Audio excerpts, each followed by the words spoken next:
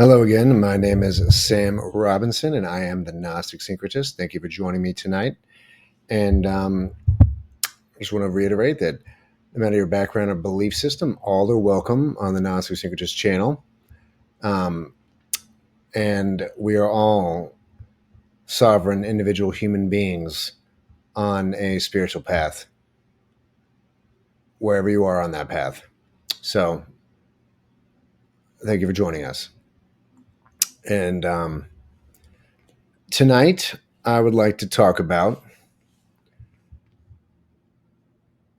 something a little different than our last video, which was about how our spiritual evolutionary path is becoming compromised by AI, data centers, mass surveillance, technocratic institutionalization, such as many things from flock cameras to biometrics to facial recognition technology to saturating the environment with electromagnetic radiation and disharmonic frequencies.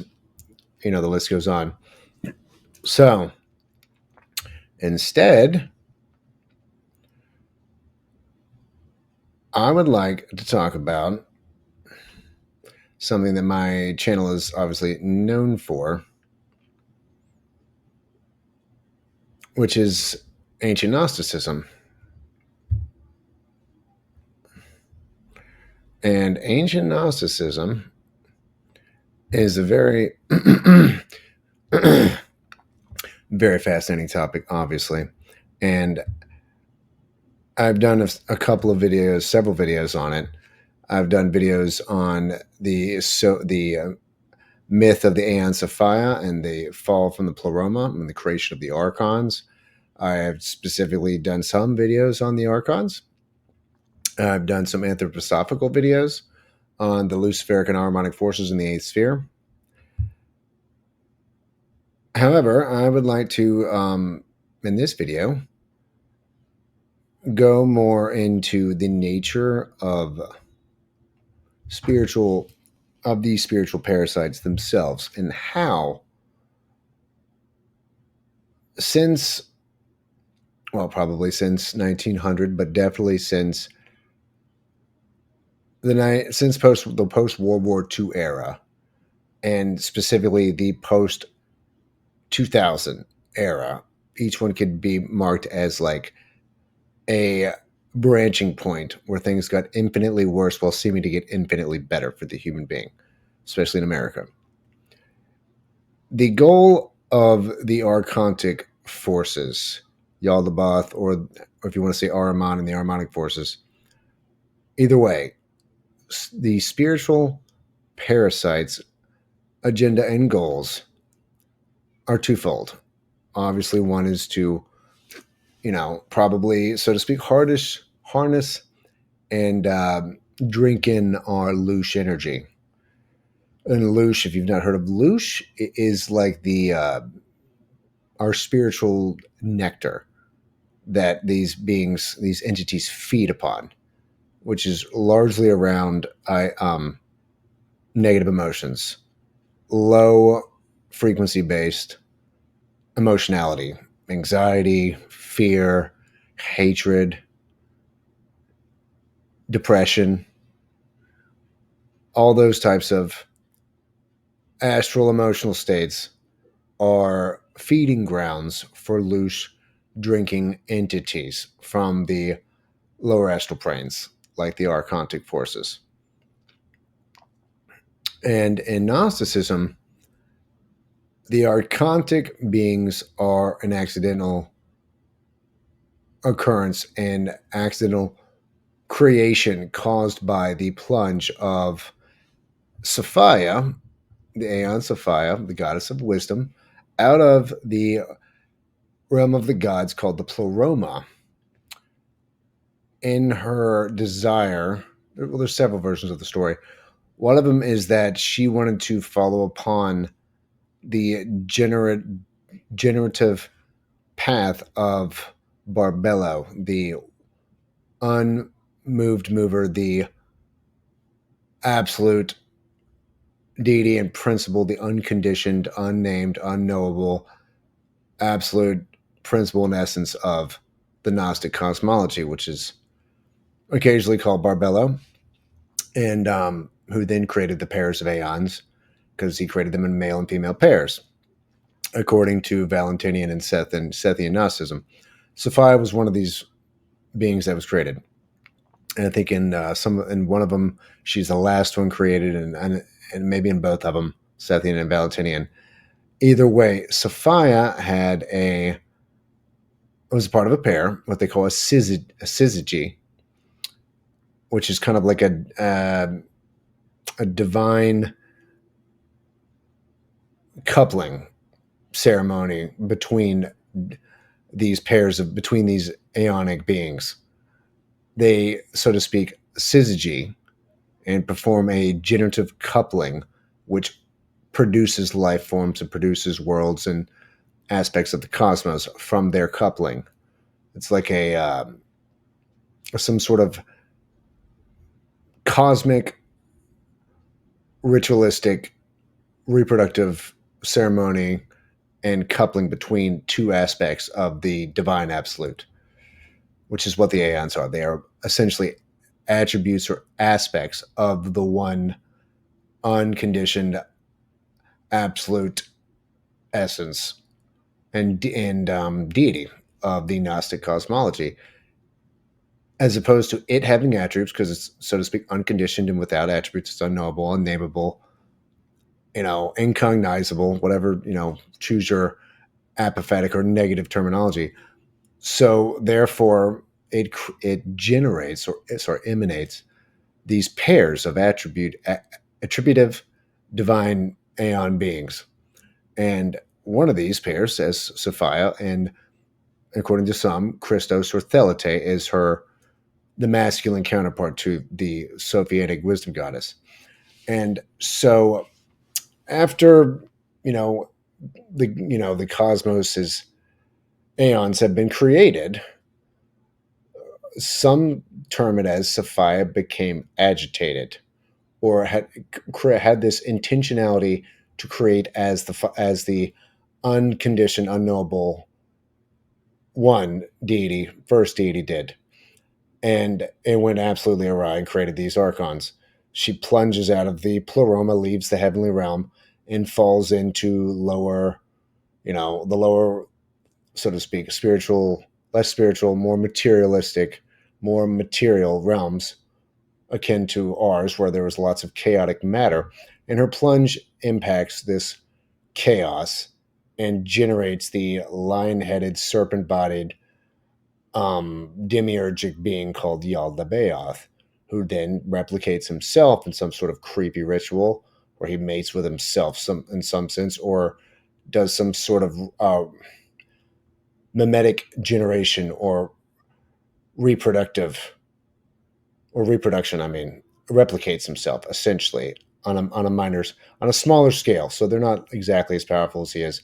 They are versions. They're like almost mimetic copies of himself, and these are called the archons. The archons, in the Gnostic story of creation, according to the Secret Book of John, decide that they, after some things happen, or they see the anthropos being in some sort of like reflective pool, wants to basically build a vehicle for that being to be trapped and become expressive and utilized as a means of some sort of spiritual absorption by these beings. And so the creation of the archons and then their alleged creation of this semi-divinely engineered vehicle for humanity to incarnate into, that so then they can steal the Loosh, is exactly how it's roughly explained. And when they are unable to make us rise as a being, so to speak, they don't have the creative spark to imbue into this being that is us. They don't have this creative spark, and Yaldabaoth doesn't have the highest archon, the Lord Archon. Yaldabaoth doesn't have it either. Or he does. He doesn't know he has it, though. It's the funny part.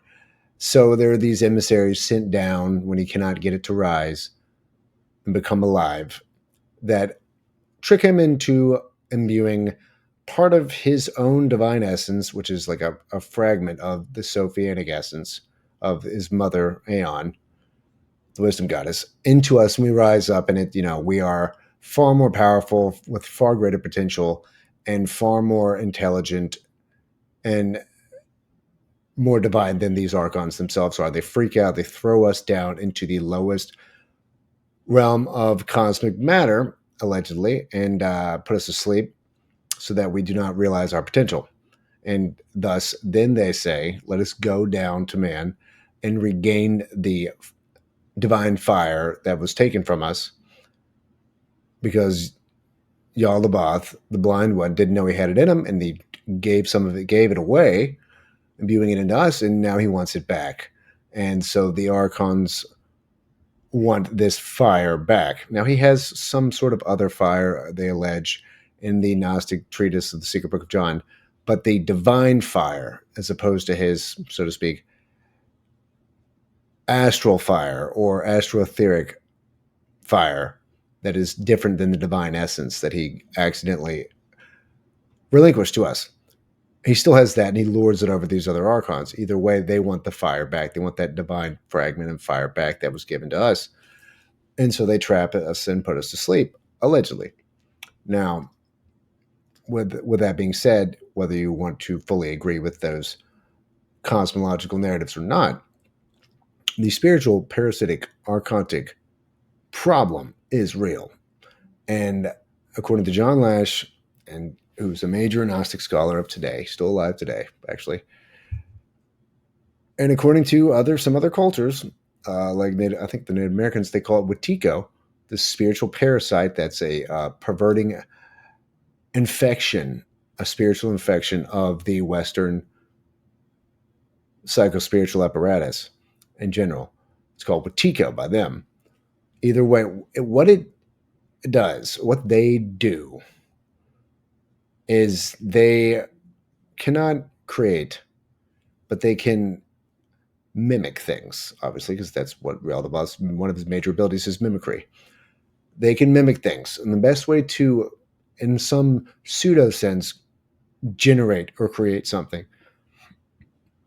as opposed to just mimic it, in their mind, would be to do a mimetic inversion of something that already exists. In that sense, they have almost created, though they've simply created the inversion of the already existing thing. This is where you get some of the concepts like the inverted Kabbalah, I would imagine. The negative Sephirotic tree of demons, the Qliphoth. And once you realize that this spiritual virus, these spiritual parasites, go way beyond, since they've been, basically draining us of Loosh and energy for untold eons, basically centuries, as long as we've been around, they probably have bigger plans. And if they have bigger plans, the best plan would be to create, or really get us to create and generate and orchestrate an entire world societal paradigm or civilizational paradigm, socioculturally, technologically, and psychically, that would become a self-perpetuating system of archontic control, loose generation, and making it along a conceptual framework with guardrails to prevent or hamper or largely discourage through the social cultural environment created the ability for our species to fully awaken and fully spiritually evolve through gnosis, as the Gnostics would say, through spiritual progress and evolutionary enlightenment, which would allow us to not only see these beings, but to move beyond them. They would create a system, a worldwide system of control that would ensure that that does not take place. Now, obviously, how would you do this? Well, John Lash has a very great conceptual framework of an explanation for what they did. And he states that they created the Abrahamic religious paradigm, the salvation, specifically Christians, for Christians, he calls it the salvation redeemer complex, where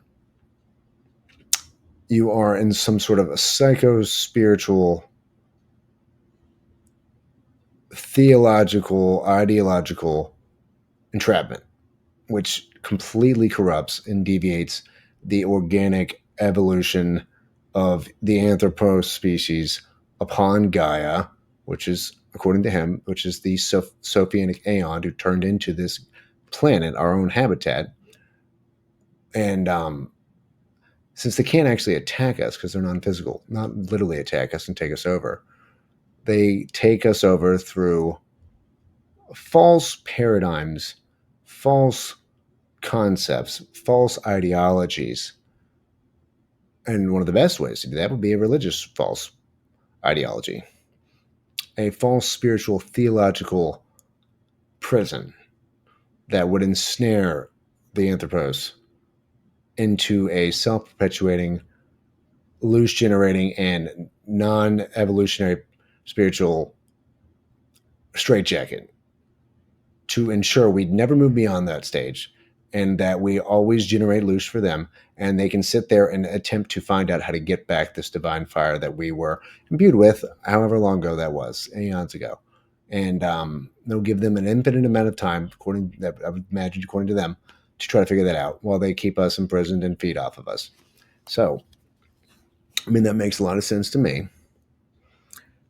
But to get into more specifics, obviously, when I started looking around at the evolution of social cultural technologies, institutions, in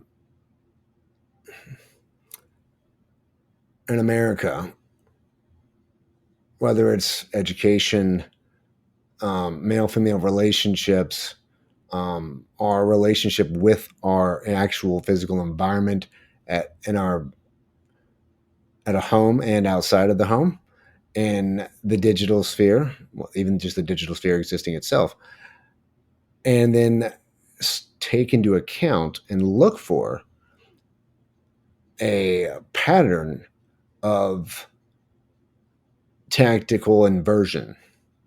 And when I started to look through the changes, you just go back 150 years to now, or even just 126 to 1900.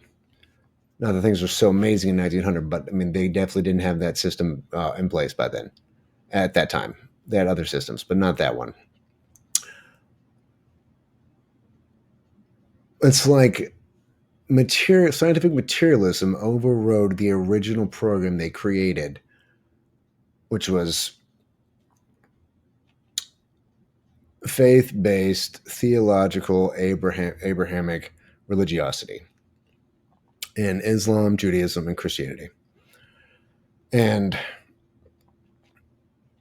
specifically those, according to Lash and according to the Gnostics themselves, were designed as a type of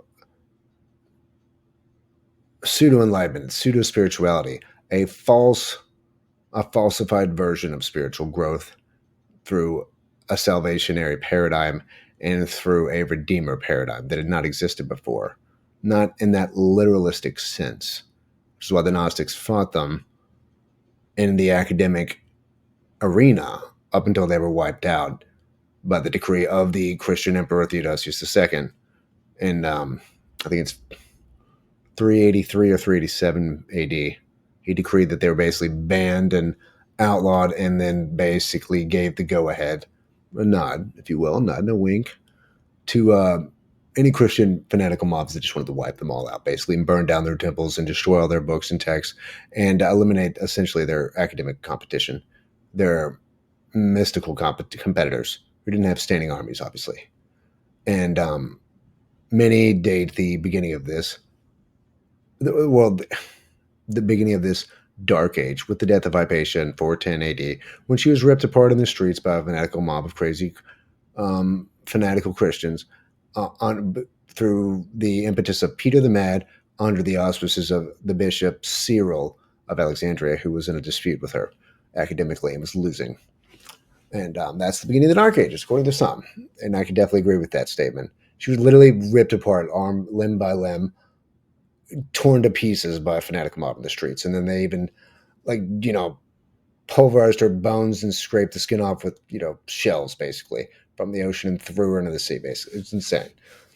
That's how crazy it gets. But the point being, when you perform a type of religious inception, if that was your plan, as a hyperdimensional, non-visible, parasitical entity race,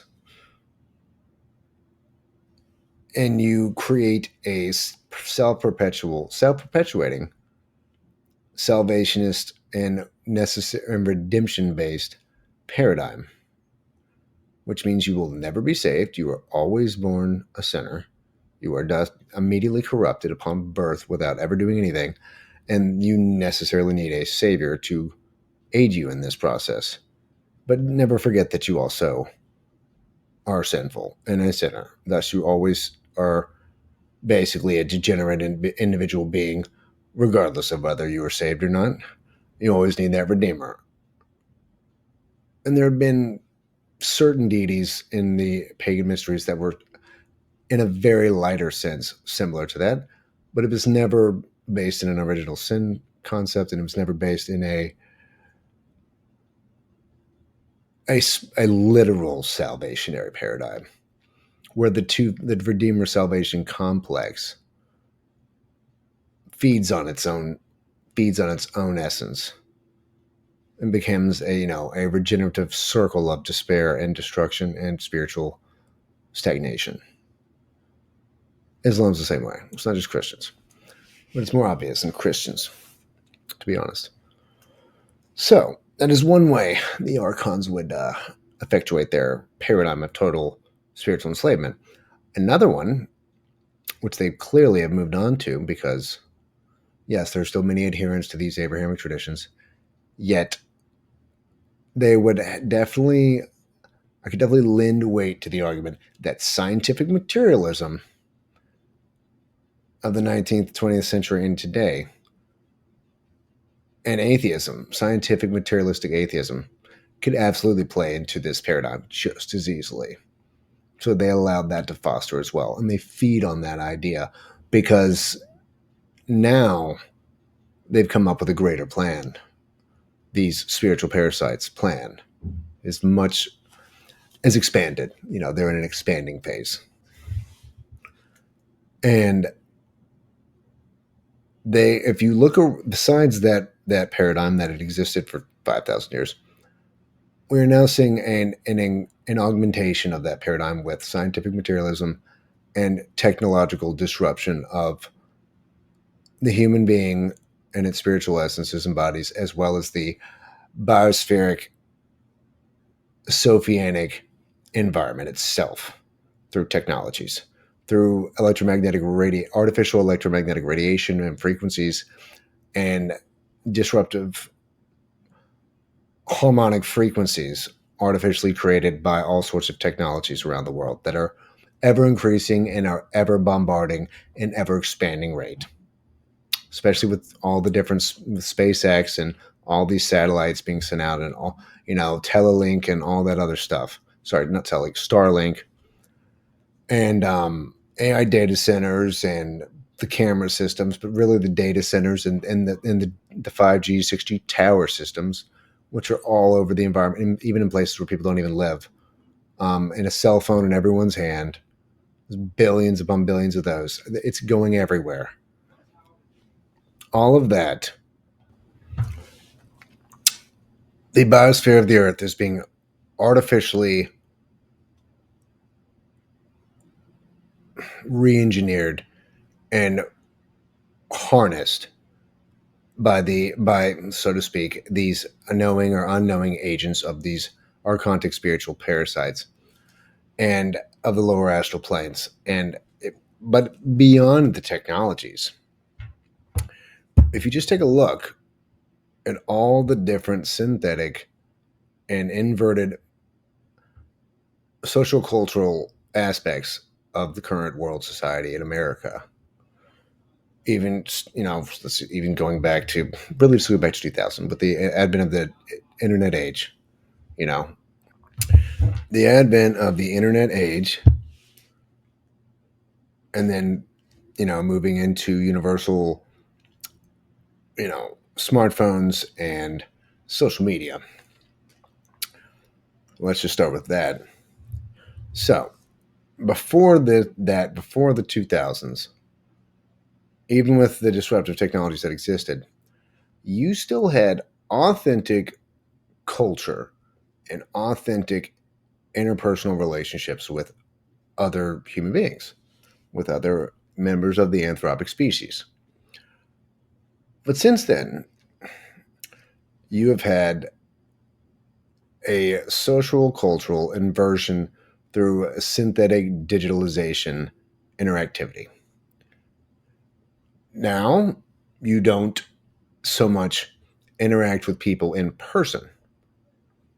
If you do, you're definitely millennial or older for the most part. Yeah, I mean, it does happen obviously with lower generations, but the advent of social media, instant text messaging, and video calls, audio message chatting, which I guess is recording a message to send to your friend. You could even say even the telephone, though that's still better, just a phone call. All of these things take the natural interpersonal communicative activities between beings in person, where their energetic auras interface with each other as they are interacting with each other. And and at the same time, the only other way to do it will be through writing. Maybe not even really through. You couldn't do it in the masses through television or anything like that.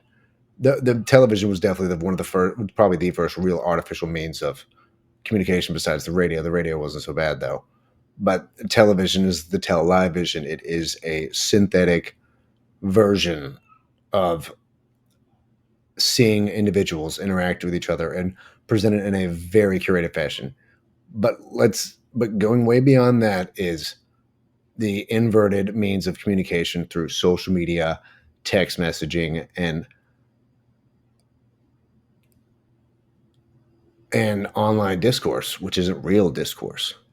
That's why nobody really behaves very well on live discourse and in social media, in the social media sphere. I mean, people basically, you know, spew out the first nasty or reactionary thing that comes to their mind. So human discourse has become totally contaminated and inverted. It is what I call now an archontic form of human interaction between beings. You don't actually interact. A lot of people don't know how to interact anymore, and it's only gotten worse over the years. Um, so you take the natural capacity to interact with another human being in person through vocal discourse, and you invert that, and now they just send each other, so to speak, deadpan digital messages. There's no actual interaction at all. It's inverted. It's an inversion. It's an archontic inversion of the former way of human interaction. That was in person. You've inverted that. That's fully inverted, and it's definitely synthetic and artificial. You have Facebook. Facebook, was clearly created by DARPA from LifeLog, but whatever. Facebook is the means to where many individuals promote and propagate an inverted, synthetic, and artificialized version of themselves that's fully curated a lot of the time and falsified to everyone else on the same artificial digital system. Facebook is the art of is the art of duplicitous interactivity amongst human beings.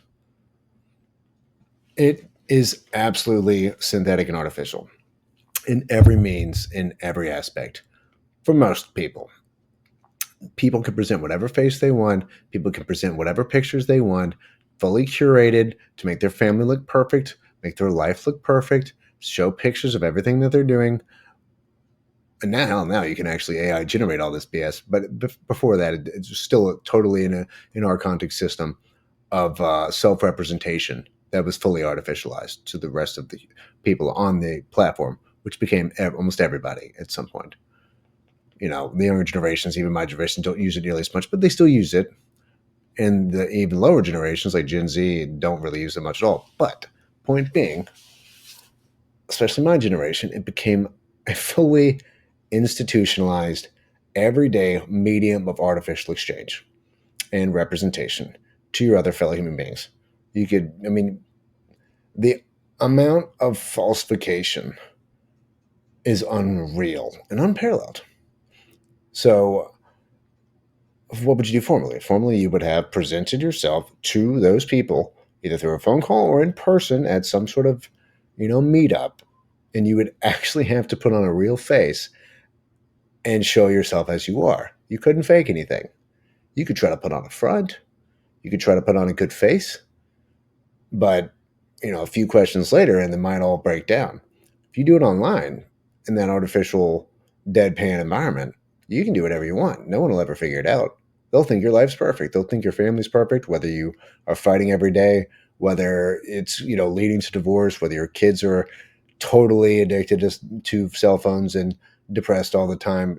All that can be totally exchanged for the falsified version, an archontified version of a reality that you want the rest of the world to see as your actual reality when it's not. So they've inverted that as well. They perfectly, at least, created a medium for artificial self representation to your fellow human being. So you've got artificial communication, artificial self representation. What your family life looks like is what it looks like through the artificial medium, the archontic medium. How you interact with people is through also the archontic inverted medium of text messaging, video calling, all those means. The level of real human interaction has been going down for the last 2.5 decades. It's at rock bottom. You see it every time you're around your group of friends, most of us. While I am completely unconcerned of where my phone is, normally forget where it is or that I even own one for the most part as I interact with people. And I can be extremely social. I'm very good at being social. However, I'm very much an intellectual and an academic and like to be alone most of the time to do those types of things so that I can learn and evolve and develop and self-actualize myself. And obviously can't do that with other people around. But when I am out and about with other people, I never have my phone. I'm almost never looking at my phone. I typically forget where it is entirely. And only hours later do I remember that I maybe should go potentially look to see if something has happened. Now, everybody else, even the people that know me well and listen to me, let's be real, they aren't interacting as much. They are using their little archontic slab phones to perform disruptive activities that would normally be a meeting of minds and of friends. Now they're there. They're there, in body, if not in spirit, you'd say. I see it all the time. You see it in the workplace. People are always looking at their phones. I'll often look around and notice everybody's on their phone at one time. No one's paying attention. No one is interacting. And, some obviously are worse than others. But the archontic mind virus, the cold sociocultural inversion virus, the human interactivity inversion parasite virus is seen on an almost ubiquitous scale everywhere you go. And older people and people my age, I'm 40, and people younger. Though sometimes the much younger, like 20 and under, 21 or 20 and under, yes, they do use their phone a lot, but sometimes they're a heck of a lot more vocal and interactive than you would actually expect them to be. And that might be because they've grown so used to the devices that they're basically bored with them to a degree. Um, and, that's just sometimes how it goes. But for the most part, the millennials, the Gen X's, even the baby boomers, I mean, I don't know about the baby boomers, but between 55 and 25, it is an absolute archontic nightmare of slab looking, slab scrolling, very minimal interaction of any substance or note among human beings.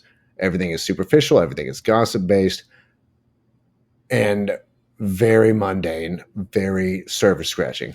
If you can get that out of them, for the most part, to be honest. So, at the same time,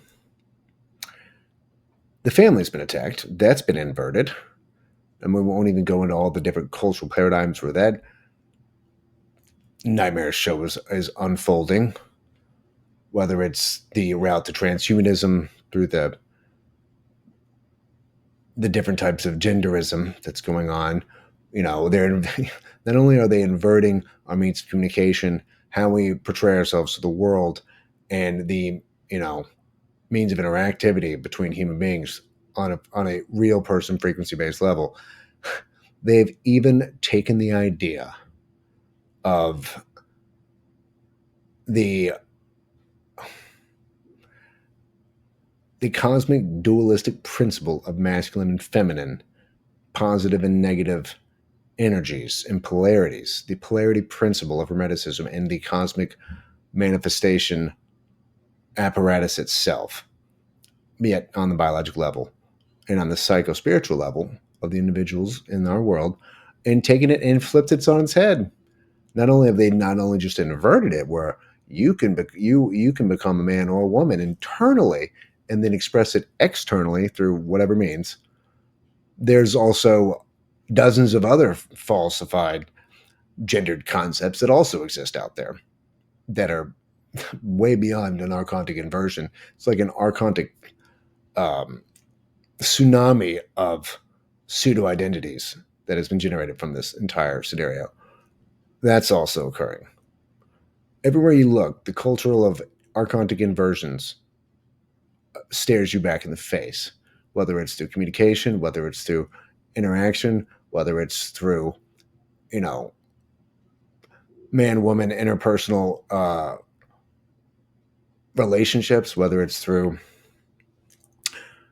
the relationship between the citizen and the government. That's fully inverted. Not only are they not working for us, we're working for them on overtime while they do absolutely nothing for us and drain us dry, just like the parasites that they allegedly work for. That the principle of the what do they call it? Governed by the people, by and for the people, in a democratic republic, totally inverted. Not only is that totally untrue, it's the exact inversion of that, where we work for them harder than ever, longer than ever, for much less than ever, in much harder circumstances than ever. And they not only do nothing for us, they take in as much parasitical aspects of us that they can devour as quickly and as hastily as possible. They take our money and spend it on wars. They take our money and spend it on other countries. They take our money and use it to erect surveillance states around us. They take our money and utilize it to divide and conquer us through social engineering and political division, divisiveness. They take our money and erect artificial intelligence data centers everywhere. They take our money in our hard earned sweat and labor and blood and, so to speak, esoteric and spiritual energies that are go into those activities and use it to create a prison of not only the mind, the body, and the soul, and of the social cultural matrix around us with all that energy that we give them through our activities. It is the most obvious inversion going on today. So that's an archontic inversionary paradigm to the T. And, you know, I could go on and on and on. These archontic paradigms abound. They're everywhere. They're ubiquitous, at least in America. You cannot run. You cannot hide from them. All you can do at this point is confront them as a fully sovereignly, divinely endowed being, right to its face, and call it for what it is: total inversion, total contamination, total spiritual toxicity, social cultural toxicity, and corruption.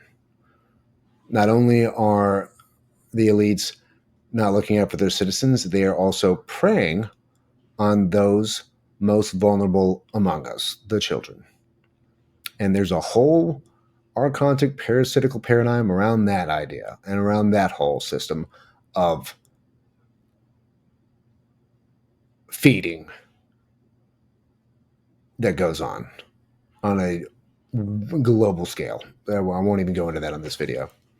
The Epstein network of oligarchical parasitical predation upon children. The most disgusting thing of all time. The most dark and demonic and archontic of them all. The feeding on the loosh of children by the elites, housed by archontic demons while they do it. That's a whole nother podcast. And the Gnostics were talking about all this. They tried to fight it back then with the means that they had, which were not enough. They certainly explained it. They certainly elaborated and delineated the problem.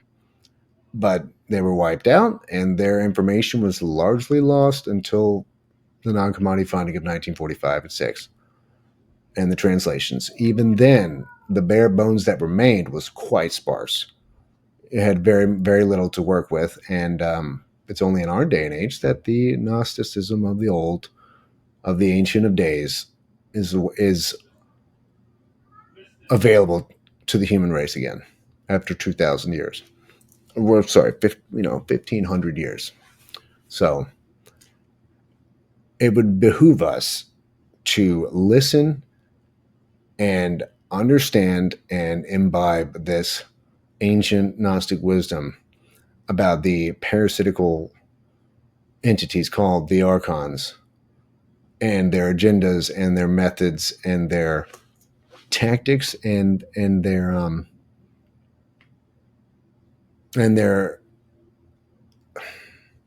methods of inversion and methods of synthetic generation that they knew about, they understood, that they cataloged, and that they described, and that they wrote about. 25% of the non-commodity texts are roughly about the archons themselves. 25%. It is a massive book on my bookshelf right there. It's like this. It's like that big. That's a lot of them are fragments, but some of them are not. But the point being, and that's just what we have left. How much more was about the archons, we'll never know. But the archontic inversion and parasitism is with us today and is an infestation, a pestilence for our society today on every level of the human being, of every level of our social, cultural societies, no matter what it is. And it goes all the way to the top and all the way back down to the bottom again. So, people need to people need to understand and be aware and be on the lookout for these types of inversions in their own behavior and the behaviors of those around us, in our societal behaviors, in our societal institutions, and the ones being created now. And very much attempt to reverse these problems, these paradigms, before we are fully devoured or ensnared in a synthetic artificial societal construct of which we cannot easily ever break out for a long time. So my name is Sam Robinson, and I'm the Gnostic Syncretist. And thank you for watching, and we will be seeing you yet again very soon. And thank you and good night.